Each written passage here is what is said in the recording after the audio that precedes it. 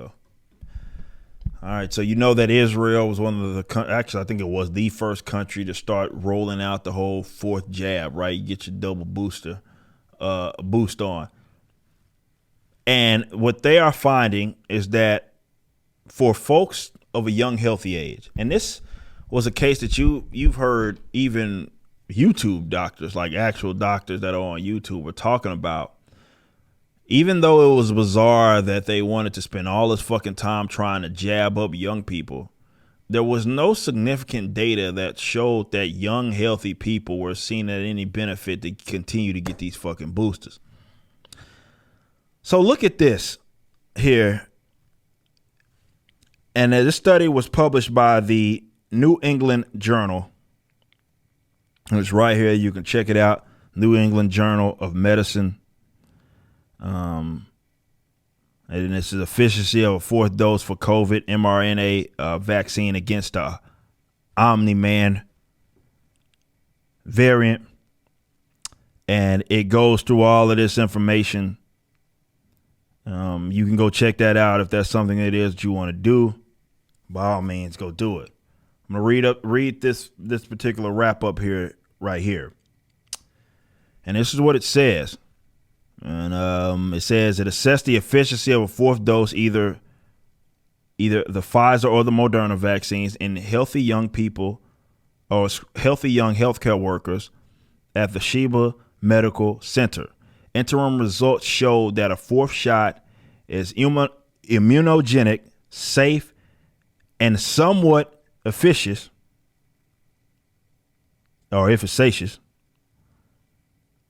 primarily against symptomatic disease.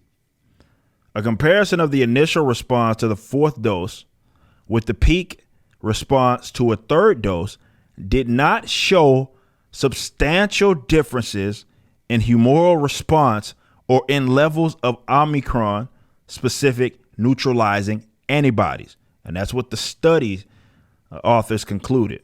They suggested that a fourth shot may only have marginal benefits when it's given to young, healthy people.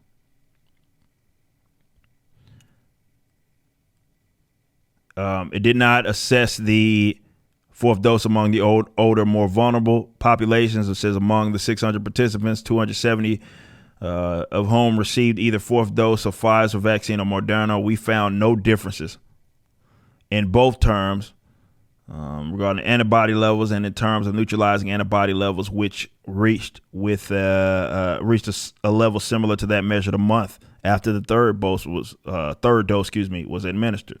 And that's what the lead author, Professor Yoche, told the Jerusalem Post. She said that for both the Pfizer and Moderna vaccines, healthcare workers who received the fourth dose only had a slightly lower infection rate. Well, we know that the whole it stopping infection was, we already fucking know. That's not even news. However, it should be emphasized that the third dose is extremely important for anyone who has not yet contracted COVID-19, so they're still going to shield for it. And the fourth dose is most likely important for populations with risk factors, though it's funny that they're making this claim, though the study didn't even come to that conclusion yet.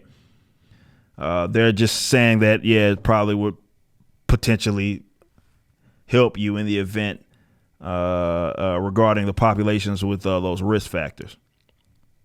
The study is added to a series led by Sheba with the aim of providing scientific basis for managing a pandemic. Yada, yada, yada. So as announced, the third and fourth, basically, there's essentially not much difference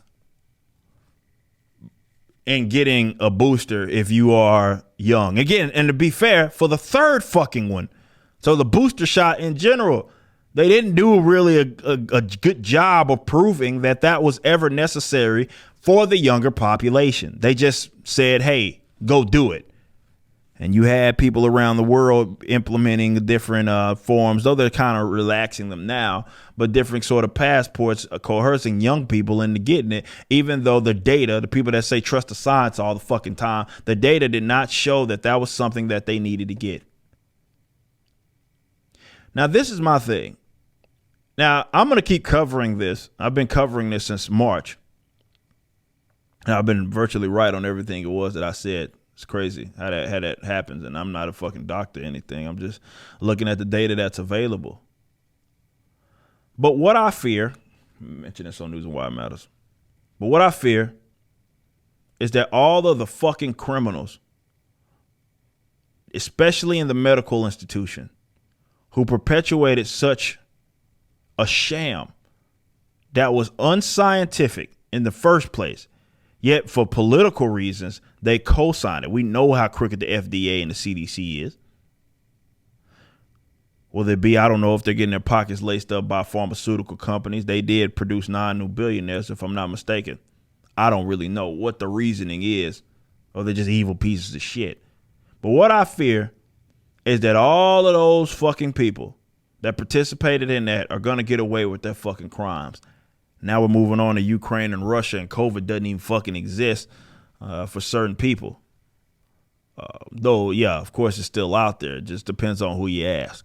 But that's my fucking thing. These people might get away with the loot and go, let's say, completely just not impacted, suffering any sort of ramifications, any consequences to their actions, despite leading with, and we're not talking about the shit that's questionable. We're talking about stuff they were objectively false on. Not stuff that they had data that supported it early on and then just the data changed. No, that's just, no, I'm talking about it was, they could never prove it in the first place. Yet they said, hey, go do this. They still trying to get your like 2-year-olds jabbed and shit. Like, that's what sucks.